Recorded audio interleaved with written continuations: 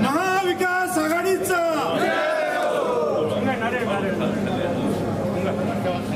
तुम्ही ते सरकार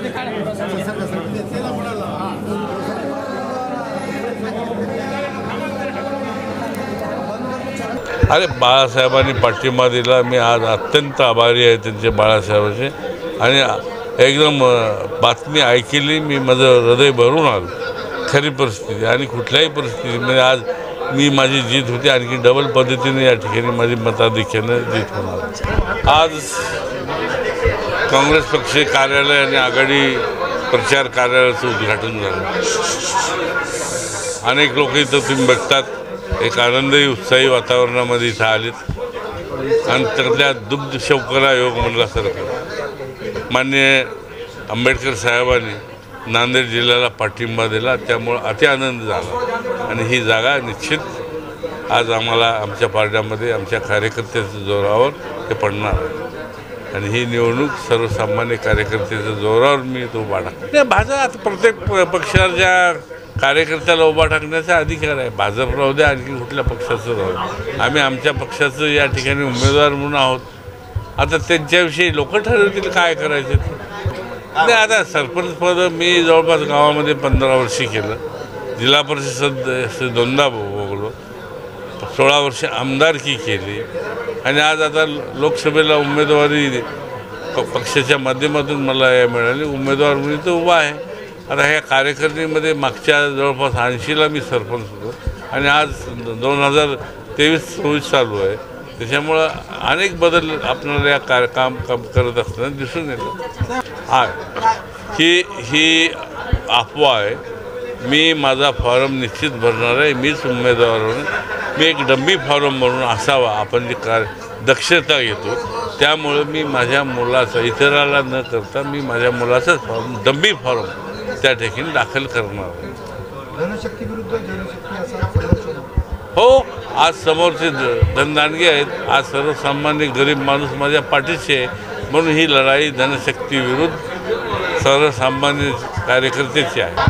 वसंतराव चव्हाण जिंकून येणार। काय मुद्दे राहतील इलेक्शनमध्ये, ज्या पद्धतीने आज वातावरण चालू आहे देशामध्ये? मी सांगितलं ना की लोकशाही ज्यावेळेला आवाज बंद करण्याची प्रक्रिया सुरू होती त्यावेळेला लोक ती निवडणूक हातात घेतात। भारताची लोकशाही अत्यंत परिपक्व आहे, त्याच्यामुळं राजसत्तेतल्या लोकांनी लोकांचा आवाज दाबण्याचा प्रयत्न करू। तुम्हाला असं वाटतं का ही निवडणूक सत्ता आणि सर्वसामान्य जनता यांच्यामध्ये आहे? सत्ता आणि सर्वसामान्य मतदार यांच्यामधली ही निवडणूक आहे असं वाटते का? या देशाचा सर्वसामान्य मतदार फार शहाणा आहे। 77मध्ये अनुभव घेतला ना, बोलत नाही पण बदल घडवून आणतो। ती परिस्थिती आज निर्माण। वैयक्तिक टीका मला आवडत नाही। मी सांगितलं ना, आम्ही बळवंतराव चव्हाणांच्या बरोबरचे सहकारी आहोत। आम्ही आमच्या विरोधकाला बोलू देतो। पूर्णा साखर कारखान्याच्या निवडणुकीत नाही पाहिलं, कोणाचा विरोध करायचा असला त्याला पहिलंच स्थान तुम्ही बोला, आमचं काय चुकलं ते सांगा आम्हाला। त्याच्यामुळं लोकशाही निकोप पाहिजे असेल तर विरोधकांना मजबूत केलं पाहिजे। लोकशाही धोक्यात असताना पळ काढणं बरं वाटलं नाही, आम्हालाही बरं वाटलं नाही आणि लोकांनाही सर्वसामान्य माणसालासुद्धा बरं वाटलं। ही परीक्षेची वेळ होती की तुम्हाला एवढं मोठं केलं, तुम्ही तुमची शक्ती लावून पक्षाला आधार द्यायला पाहिजे होता। बाळासाहेब अतिशय हुशार आहेत, कळलं काय? बाळासाहेबाची मुख्य मागणी हेच आहे की विरोधी पक्षाचा आवाज दाबला जाऊ नये आणि भारतीय घटना बदलल्या जाऊ नये। ही पावलं भारतीय घटना बदलण्यासाठीच आहे।